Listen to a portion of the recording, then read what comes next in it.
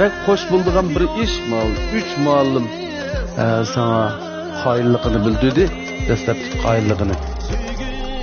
Yana davamlıq məşhur ustazlarına yaxşı bahasıga erişkiske deb o'ylayman. Keyingi qadamlarda billa mangadigan bo'ldingda ma'lumlarning fikrlarini anglab baqayli.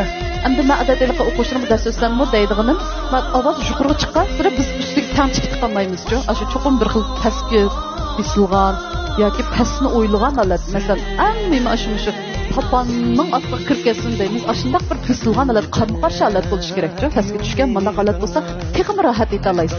Bu yoshi cho'nroq deb o'ylab qilishda ovozning pishqanligi. Men o'rildim, bu naqshimni bek huzur oldim. Aslında aytishingdan men xila o'zining yerlik o'zi cho'ng o'g'illar aytadigan bir purak chiqdi. Men endi boshqa ishlamayman.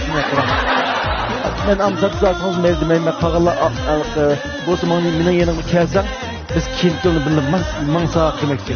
Ovozda azroq bir azroq charchash buzilish bo'lgan bilan hissiyot nihoyatda uzilmaganlik, hissiyot buzilmoqlikda. Shu mush ovoz bilan Mavlonninki guruhiga kirib, ammo bu shakldagi Mavlonning xarakter uslubidagi osh shakldagi naqshlarni aytib beqishni o'ylash possible bo'ladi. Bu naqsha bizning shu badiiy naqshchilikning ichida ijro qilish qiyinlik darajasi yuqori. Keng ovoz imkonlariga ehtiyoj bor. Sizning birinchi qitim ovozingizni birinchi qitim aytishingiz bilan siz menga bir xotirjamlik tuyg'usi berdingiz. Shuningga men shu boshdalar menga bek yiqib ketdi va menga bir xotirjamlik tuyg'usi berib, oxiri cho'qim yaxshi bo'lganligini ishonch qilib o'yladim. Vaqtni chiqib turib sening fikringni anglab aqlimni ya bo'lmasa.